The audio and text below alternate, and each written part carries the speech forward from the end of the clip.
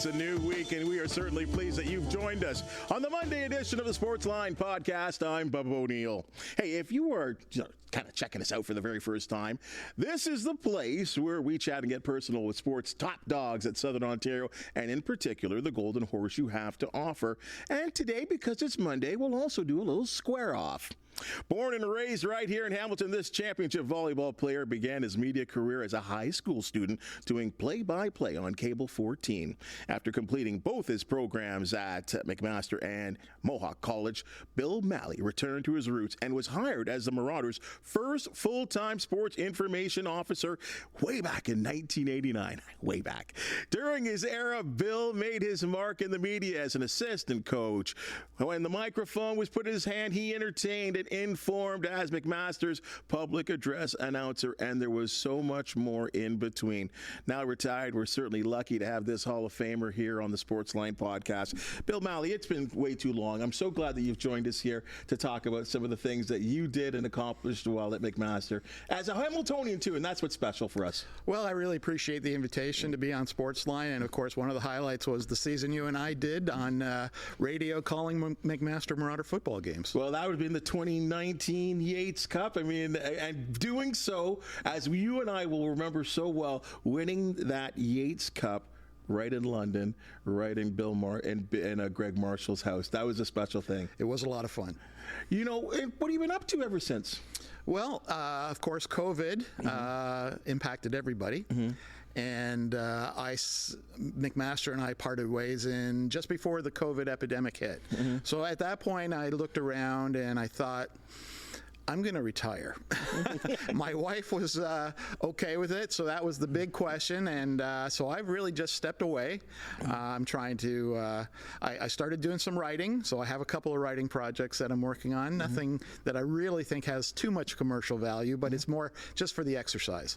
Well, that's so cool that you get to do that kind of thing, but your journey, as I said, way back in '89, right, coming out of school and all the things that you did, I mean, I would consider when we look back at your career at McMaster, like so much accomplished, and you saw so many people, and I think even when you take it to another level, you made a mark on so many students' lives, because I say Bill Malley to a number of generations of people, and they know who you are.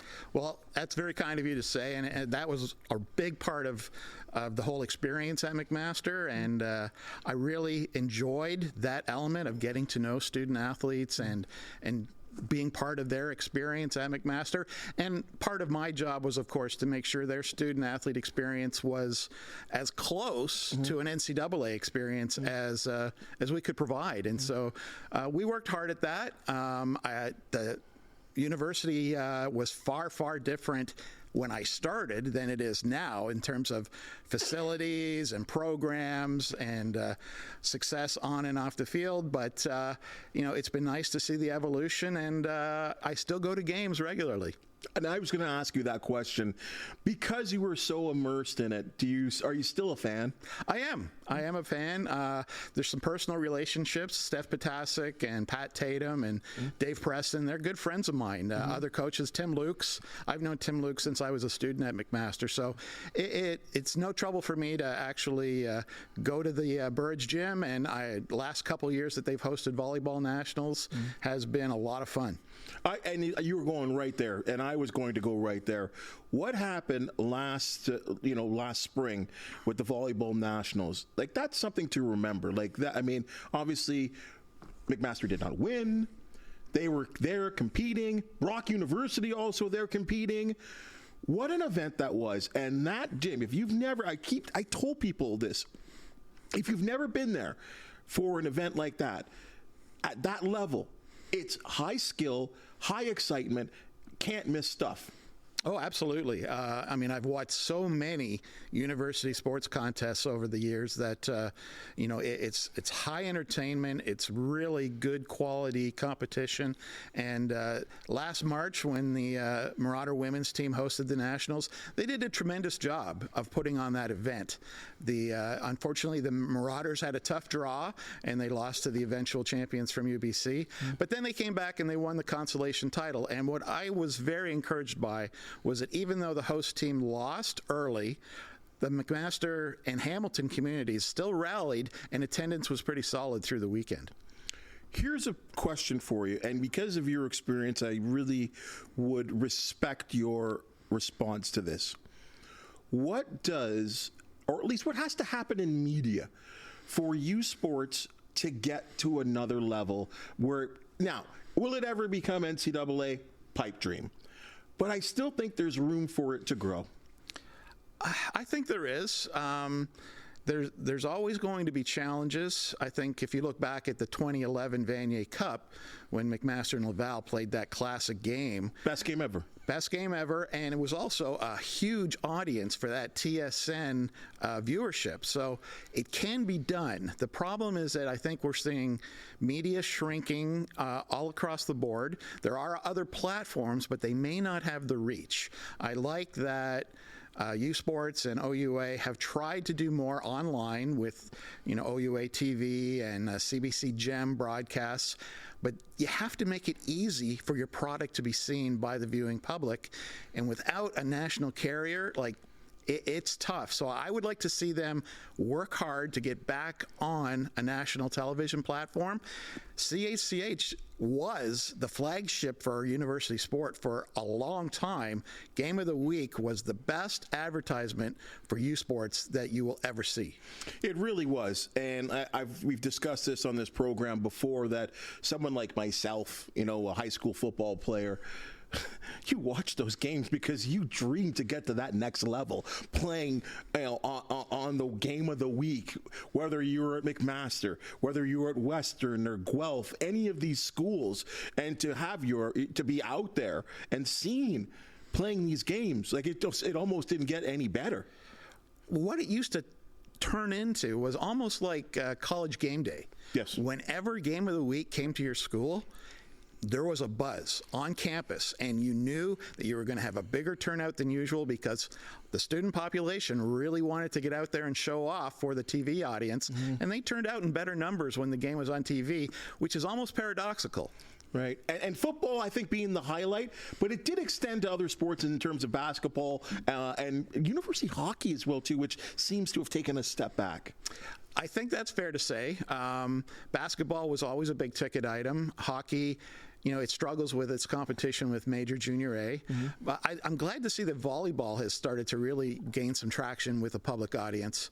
So all of those things used to be on Game of the Week, and I think they're currently available online through most of the conferences and the schools. But like I said, having that regular presence on TSN, Sportsnet, CHCH, whoever the carrier might be, I think would go a long way towards promoting university sport. Yeah, I'm certainly with you, and I do tell people, and people do ask me if that'll ever come back, and it's had certain incarnations right here on CHCH. I know we carried the Vanier Cup, the Yates Cup there for about 3 or 5 years, kind of carrying and whatever. I think money's got a lot to do with it. I mean, you get those HD trucks out there; it's almost $1 million. People don't understand that it costs that much to run those trucks right now, and if it's not kind of being come back, the money's kind of not coming back either through ratings or sponsorship, it just doesn't work. I mean, we talk about the Vanier Cup. TSN and Sportsnet carried every year, and as you said, with all due respect to CBC and CBC Gem, just not the same. I agree. Yeah, TSN, I mean, you're talking about a sports network. Sportsnet's the same. CBC has a great tradition in covering sports, particularly amateur and Olympic sports, but I think that their focus is never going to be on university sport to the same degree. That being said, I'm sure that U Sports is thrilled to have them as a broadcast partner, but yeah, I think that you really have to try and figure out a way to deal with the costs. Resources are always, scarce at the university level. So whether you want to devote your sponsorship revenue towards helping defray some broadcasting costs, maybe you do that. I'm not sure, but it's an age-old question that is hard to answer. Best part about it, though, for I think not only McMaster sports but OUA sports, more sports being played by men and women than ever we've seen? Oh, the numbers are great. And, you see the number of programs expanding, especially in OUA.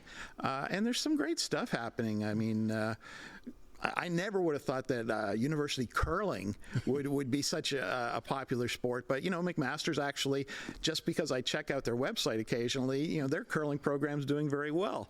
Other sports like wrestling and swimming have always been very competitive.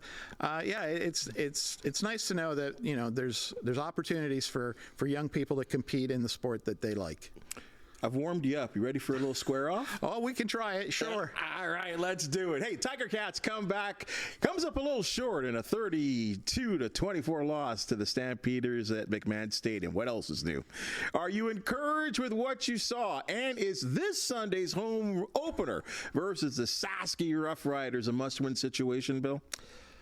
I really think it is a must-win situation. I was encouraged. I watched the game on Friday night, and Bo Levi Mitchell looked like he might be closer back to the old Bo than what we saw last year. But, the drops by the receivers were troubling. And the way the schedule breaks down, and I took a look at it, if they lose to Saskatchewan and then have to go back to Saskatchewan for the second half of a back-to-back, they could start the season 0-3. And I don't think they're going to sweep Ottawa this year the way they did last year. But a slow start, because, you're right. For whatever reason, the schedule makers, when it comes to the Tiger Cats, they're always kind of front load those or back load their home games more in the second half, which might be a better thing. You got to make those trips out west. But, it's tough to say, and you don't want to be such a downer after just one game because it is one loss. But I feel like if the Tiger Cats are 0-3, I feel like they've been 0-3 almost every season, and then they make this wild rally to the postseason. It's kind of what they do. That is true. Right? That is true. And maybe once they get some of their injured players back, they'll kind of be closer to the team that Scott Milanovich wants them to be. But I just think the East is better this year, and I really think you don't want to be playing from behind too early in the schedule. It's going to put a lot of pressure on whichever team ends up starting off slow. Was there anything that really impressed you? I mean, you did bring up Bo. I think Bo, Butler. Butler was fantastic. So I have no problem with the Ticat running game. I thought the defense had some moments. I don't think the secondary is a finished product yet, and Jamal Peters, when he comes back, he'll be a big help.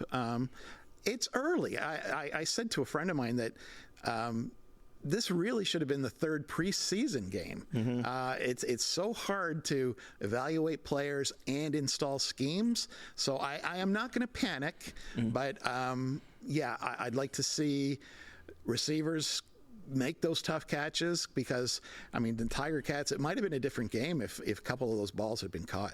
I think they win the game. I honestly believe that. We're looking at Bridges, who's a rookie, Tim White, who is a perennial MVP guy. There was the ball thrown a little bit too far, I think, but the great players come up with those catches in those situations. Not saying that Tim White's not a great player, but certainly I thought it was a touchdown. I was like, oh my God, touchdown! And then, Nonetheless, Alouettes beat the Bombers 27-12 in Manitoba to kick off the CFL season. And then in the final game of the week, the Argonauts knock off the Lions 35-27. Your week one biggest surprise, doesn't have to be those games, but what was your biggest surprise in week one? I was surprised at the Winnipeg-Montreal score. I did watch a fair amount of that game. Zach Caleros didn't have a great game, but it was horrible. I'm pretty sure that Winnipeg will be there when the dust clears. I think my biggest surprise from the weekend was the performance of Cameron Dukes for Toronto. He looked very polished, very seasoned, and he's a very young quarterback put into a tough spot because of the Chad Kelly situation. He played lights-out football yesterday. 3 touchdown passes. He runs for 1. He did fumble one that went back for a touchdown as well. But you're right. Considering it was home, because I thought, to myself, boy, this might be easier for him if the Argonauts opened up on the road. And I know it's not a massive crowd that's in Toronto, and they're trying. That's a work in progress. But the situation didn't seem too big for him. That's what impressed me. Yeah, I agree. I mean, you're the starting quarterback for the team that went undefeated at home last year. There's definitely pressure because everybody's eyes are on him to see, well, how's this guy going to do with our number one guy suspended? And he really responded, and I thought he played very well. I think I might have got a sneak peek that a lot of people didn't see. So this one wasn't a huge surprise to me because I was in Guelph for the Tiger Cats final preseason game against the Argonauts. And here was a situation in that game. The Tiger Cats dressed all their hopefuls, guys that were possibly going to make the team on the practice roster, third and second teamers. There were very few first teamers playing in that game. But the Argonauts dressed there was basically their opening night roster. And I thought to myself, they still have a really good offensive line, maybe the best in the league. Their defensive line, even though some of them, crossed the track and came to Hamilton, they had some guys waiting and they were ready to go. Oakman's still there. Their secondary still strong. This isn't a bad team, and they have the reigning coach of the year. So should we be surprised if this team doesn't do okay? Maybe not 16-2 okay, but with Cameron Dukes, man, and they face one of the fiercest pass rushers in the league as well too. He passed the test. Now he's got to do it week after week after week. That's the big thing. But to me, the surprise was Winnipeg. Winnipeg, and I know we're still giving no respect to the Montreal Alouettes as reigning Grey Cup champions. It's hilarious to me. We're not giving them any respect. But boy, Zach Collaros, who did not take a snap in preseason, it really showed. Yeah, I was very surprised at how off-kilter Zach was. Not to mention the fact that, Montreal's defense made life very difficult for him. Mm-hmm. But I think it's fair to say Winnipeg did lose some key pieces. A couple of free agents left, a couple of retirements. Mike O'Shea is going to have that unit. It's a veteran team. I'm not worried that Winnipeg's going to fall off the cliff. But, Zach's got to play better. Montreal is the defending Grey Cup champions, and they may not get as much respect as they deserve. But Cody Fajardo he's legit. And I think that with some of the new faces Montreal's brought in, they're still the team to beat in the East. Talk a little hockey now. Stanley Cup situation on a Saturday night. Beautiful thing. Oilers outshoot the Panthers 32-17, but they lose game one 3-0. Are you worried about Edmonton's chances? I'm not worried. I think that Florida had to be considered the favorite going into the Stanley Cup final. Edmonton's a great team, some real offensive stars, but it might come down to the goaltending. And, Sergei Bobrovsky was fantastic. Yeah. And, Connor McDavid, he's going to get his chances, but that's the interesting thing about hockey is a hot goalie can really steal a series for you. Florida also has the experience of having lost in the final last year, and sometimes that can be enough to push a team over the top. I think it should be at least a 6-game series, but Edmonton, they really kind of need to find some way to beat Bobrovsky, and that's going to be difficult. So you're giving me 6 games, but 6 games for who? I have to pick Florida. Okay. And it hurts me to say that. Yeah. I am cheering for the Canadian team. I'd love to see the Stanley Cup back in Canada, but I really think Florida has shown that they're a very good team, and I think they're on a mission this year. I'm concerned. I'll be honest with you. I'm really concerned because to me, that was the game Edmonton needed to win. Make their mark in game one. Everything went right. Their stars played well, and you lose. To me, this is the night where I think Florida, their star players show up. It's almost like that Paul Maurice said, we got the early lead, Verhaeghe scores, then we got another one to start the second, and we can just put it into defensive gear and lock these guys down because they do play good 4-line, tough, physical, grinded out kind of hockey. And Edmonton don't have 4 lines to do the same thing. They did acquire some guys in Corey Perry. They can't match up, I think physically in the corners and battle. And I'm still concerned with the fact that a lot of scoring comes from one line, or at least two players when it comes to goal scoring, when it comes to the Oilers. I mean, guys like McLeod, I don't know, are guys like that going to make a difference? We'll soon find out. Skinner has always been a concern. Yes, right. He's been hot and cold. Yeah. If Edmonton doesn't get more production from Nugent Hopkins and Zach Hyman, it does put a lot of pressure on Draisaitl and McDavid. So yes, Edmonton's going to have to find scoring from other players. But I just think Florida is so fundamentally sound, and Bobrovsky is at the top of his game. And I do believe exactly what you said. There is something to be said about when you losing before you win. And that would be the perfect case for the Florida Panthers after their experience last year, kind of getting dusted pretty well last year by the Vegas Golden Knights, and then in a situation now where they're back again and they're hungry. Now, let's stick with the Stanley Cup here. Sure. I don't know if you noticed this. This became a topic of discussion in the CHCH newsroom. I completely missed it. If people don't know about it, here's the situation. Prior to the face-off here of the Stanley Cup, Game 1, there's Phil Pritchard, Burlington guy, good Burlington guy. They bring out the Stanley Cup and unveil it to the players and the fans. Now, there are a fraction of people out there, and they are right here in my newsroom, that say this is complete sacrilege. What do you think? I'm not sure sacrilege is the word I would use, but it definitely goes against the tradition. I think, and you and I are of a similar era, that you don't bring the cup even to the venue until one team is in the position to possibly raise it. So to have it there in Game 1, it makes me wonder whether it was done for the American TV audience to kind of show everybody what the Stanley Cup is, since the Stanley Cup playoffs are routinely touted by all of the announcers. But yeah, it was a little different. I missed it too, like you.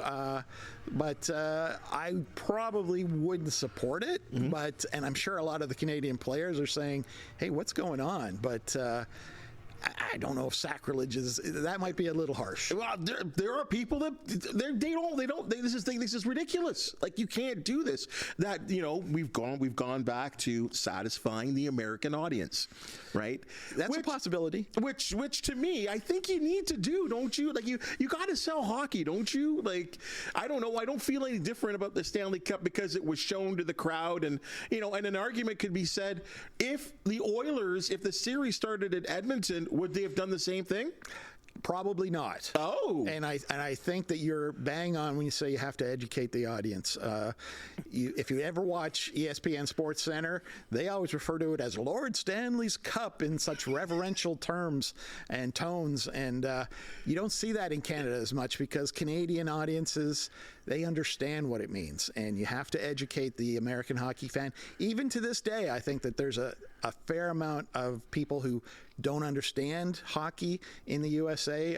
It's grown fantastically over the years, but if you're the audience, if you're the broadcaster, you want to make sure the audience knows what they're watching. So you're putting yourself under the quote traditionalist, is what you're telling me. I think so. Yeah, I as a Canadian and someone who's watched a lot of hockey over the years, I would not like to see the Stanley Cup brought out before one team is in position to actually win it. Unbelievable. Blue Jays. They've won 9 of 13. They're undefeated in their last 4 series. Bill, have they turned the corner? I hope so. They've been getting better pitching. They've had some injury woes. I saw a lot of chatter on X this weekend about the Kevin Biggio situation, and I'm wondering if Kevin Biggio was maybe a sacrificial lamb, and they sent him down because the team wasn't really playing that well, and everybody maybe was kind of startled to say, wow, if Kevin could get designated for assignment, maybe I should step up my game. It really becomes a question of Bo Bichette and Vladdy have not hit like they hit last year. I'm not concerned. Those are real, legitimate players. I think they added some new faces, and chemistry might be a problem. But I'm not sure they have enough pitching depth to really contend this year, but I think that they'll definitely get better as the season goes on. Well, I'm still concerned about their hitting. Even though they have won some games here, they're still not scoring tons of runs. I think it's fair to say, and this isn't the Blue Jays' fault, this isn't any team's fault when this situation comes up. Who did they beat in these series? I mean, they split versus Baltimore. They got whacked in games 1 and 2, and then came back in impressive style with a walk-off win, and then grinded out, I guess, that afternoon game, which was a 4th game. So they split the series against the Orioles, which is true competition. Everyone else, the White Sox, they're not so good. Oakland, they're not really good. And now they play a team. I think their next 2 series, their combined records are like 85 and 60. Like, they're playing good quality teams now. Milwaukee is a good team that they're going to start off a series against tonight. This will be the true test. They've got to beat good teams now, and win series is a great thing, because if you win 2 or 3 every series, you're going to go into the way the baseball playoffs are set up. You're going to go to the playoffs. You're going to end up with a wild card spot. Right. The run scoring thing is a concern to me. I think their pitching is good. I think their pitching's underperformed, to tell you the truth. I think Kevin Gausman looked great pitching the shutout the other day, but he's had a tough start to the year. With Alex Manoah going down, that hurts. Chris Bassett, he's going to be pretty solid for them. They may have to make a deal.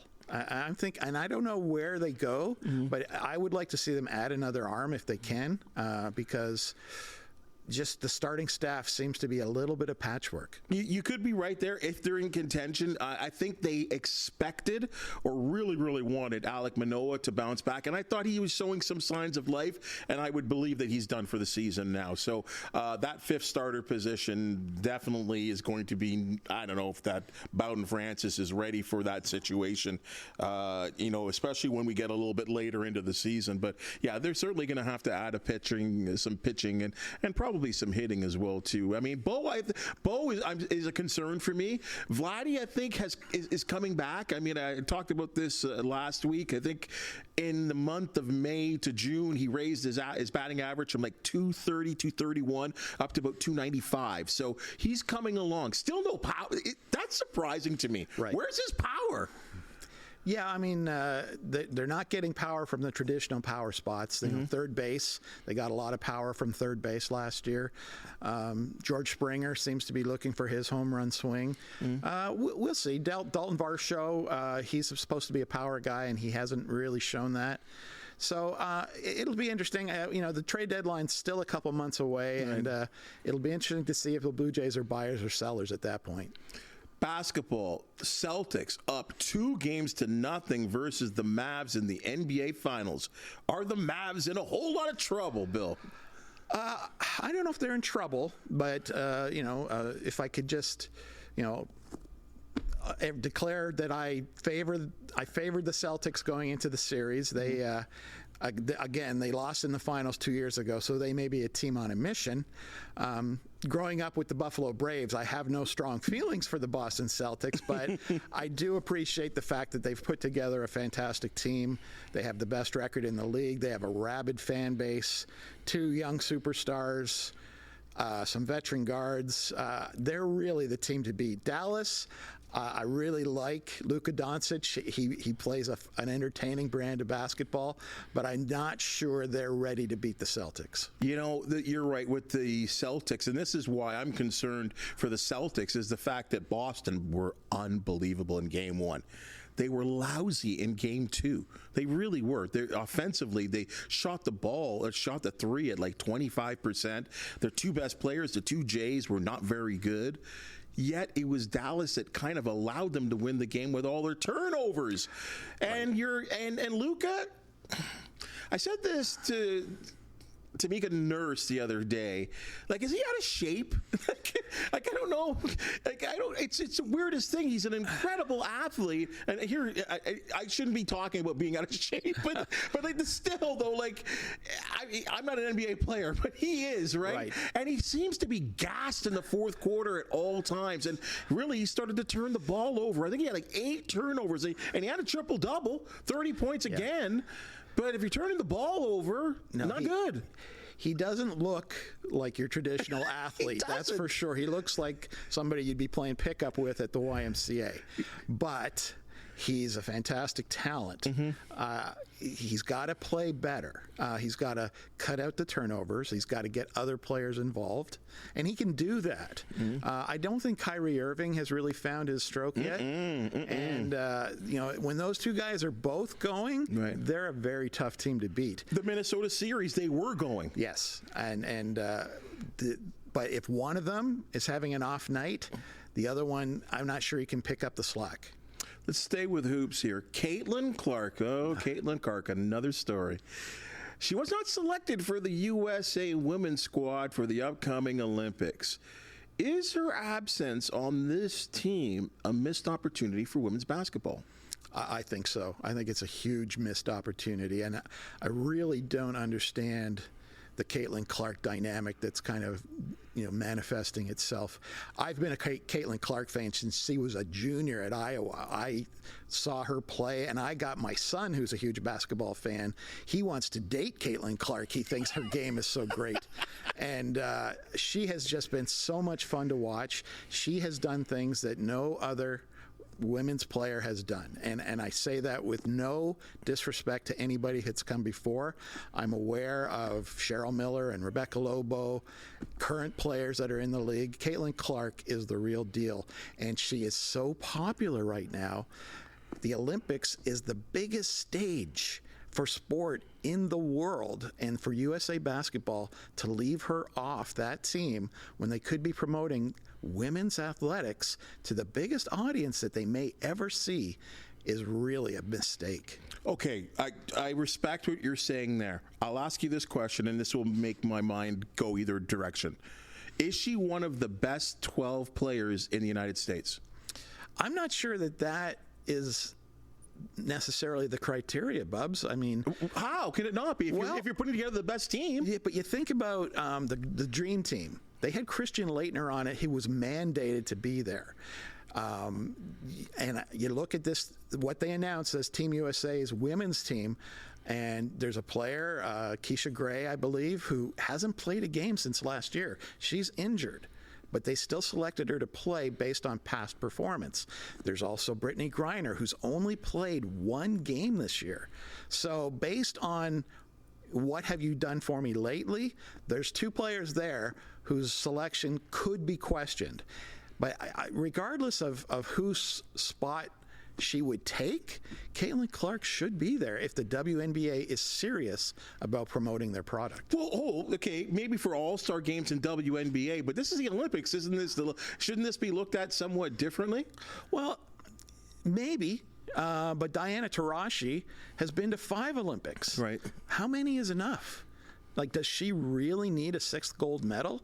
And I'd like to see veteran players, allow the younger generation to kind of assume those positions. I mean, Diana Taurasi doesn't need another gold medal for her trophy case. 6 Olympics is too much for me. And even though she's still a great player and producing at a high level, the Olympic experience should be shared. And right now, it just seems like there's more at play here about Caitlin Clark. And I don't know whether it's some of the unfortunate social and other factors that are being race. Well, yeah, I didn't want to say it, but maybe that's a factor. I don't know, but it doesn't give the sport a good look. Here's the final question on this. They've won 7 gold medals in a row, I think. Would it even make a difference, or will it make a difference? No, with all due respect to Team Canada. No, exactly. But that's even more reason to put a new face out there for the future. Like, if Caitlin Clark is going to be the future of USA Basketball on the women's side, why delay her impression on the ticket buying public that you're trying to court? It just doesn't make any sense to me. I will give her credit. I thought her response to the media was right on point, and then it later came out that she told her true feelings to her coach, and said, "You've opened up a monster." Listen, if she needs motivation, they just gave it to her, and it's unfortunate that there's going to be questions that linger around this whole selection process. But Caitlin Clark's going to be okay. She's the real deal. She's going to be the face of the WNBA before long. Last Saturday, Iga Swiatek won her third consecutive French Open women's singles title and fifth Grand Slam overall. In golf, Nelly Korda, she's entered 9 LPGA events this year and won 6. Bill,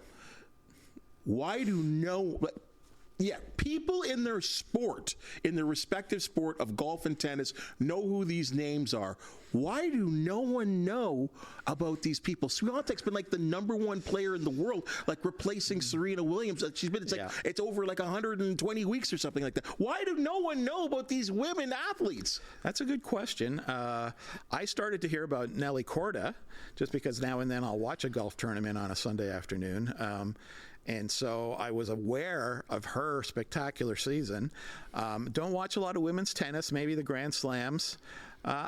It's hard to say, other than Serena dominated women's tennis for so long, and there could be some fatigue there, and people are maybe not ready to jump on the bandwagon of the new hot star. In golf, it's it's incredibly popular, but in some ways it's still a niche sport. If it's not Tiger Woods, the everyday fan necessarily doesn't get interested in golf. But you're right; they definitely deserve to be recognized more. What they're doing is really impressive, fantastic, spectacular. But it may take more sustained length of tenure of success before they get that kind of everyday top of mind recognition. Yeah, it's crazy to me, because to me Swiatek is unbelievable. Like, she is clearly the world number one in tennis, and it makes me wonder, but then I have to cancel it out because Korda's American. But like, if Swiatek was American, then I think everyone would know her name in tennis. Like, I just don't understand. Like, and it makes me wonder if women's sports, even though it's come miles, maybe it doesn't come miles enough, because these people, they're not fly-by-night athletes. These are women that are dominating their sports for multiple years now, and why they're not getting the why they're not getting the commercial time, right? Why they're not on, well, they don't have Letterman anymore. They're not on the American talk shows. Like, Sportsline. Sportsline. like, why? What's going on here? Like, well, not the only, but one thing that occurs to me is that Tiger Woods and Serena Williams were American. So the American media, which dominates the sports landscape at every level in every sport, is always looking for a good American story. And those two made it easy for American network coverage to kind of take advantage of their popularity. And the two were kind of feeding off each other. The other thing that I see a lot of coverage in women's tennis, and in women's tennis, I'll be honest, if it's not Bianca Andreescu or Leila Fernandez, yep, the Canadian girls, I don't have a ton of interest, but I do notice that the American coverage that we get to see, they're looking for the next American star, whether it's Terry Pegula or Coco Gauff, mm-hmm, or there's a couple of other girls who, American girls, that they really want to see succeed. So it could just be a little bit of hometown favoritism. It could be, because men's tennis is suffering from the same thing. There's a new set of American young players on the men's side that are coming up right now that are starting to make some inroads and get to finals and semifinals of major tournaments, Masters 1000s. But yeah, they're just not, they're not Andy Roddick, right? They're not Andre Agassi. That's right. And I think right now, Carlos Alcaraz is going to be the face of tennis for at least the next 10 years, if not longer. He is an impressive young man at 21, and he's already been in, I think, 4 Grand Slam finals and won 3. Right. So Spain, yay, but the USA is still looking for that next guy. Well, as you said, we're always looking for, they're always looking for the next great American or the next great American story. But I'm always looking for the next great golden horseshoe true Southern Ontario story. And Bill, you've been one for a long, long time in these parts. And I'll tell you, getting to work with you in that 2019 season, the circumstances why it happened were certainly not something that we were happy about. No, certainly not. With our guy Steve Clark going down with some illness issues, but getting to work with you and knowing you a little bit out and getting emails from you more than anything else about particular teams that were winning at McMaster and trying to get some coverage, and that was one level. But getting to work with you, it's a whole new level, and we need to have you more on the Sportsline podcast. It's been great to have you on, partner. I'll come on anytime you need someone to stand or square off with. So, but I really appreciate the invite today, Bubba. And listen, that season of covering Marauder football with you on the radio, one of the most fun broadcasting experiences I've ever had. Yeah, it was great. It was great going on the road. Weren't the road games even better? Yes, a lot of fun. Yeah, that's all you need to know, folks. That's all. Hey, thanks for joining us. But you'll join us again? Anytime. Right on, my man. Hey, that's your Sportsline podcast for the day. And as you've just seen and heard, we love talking sports.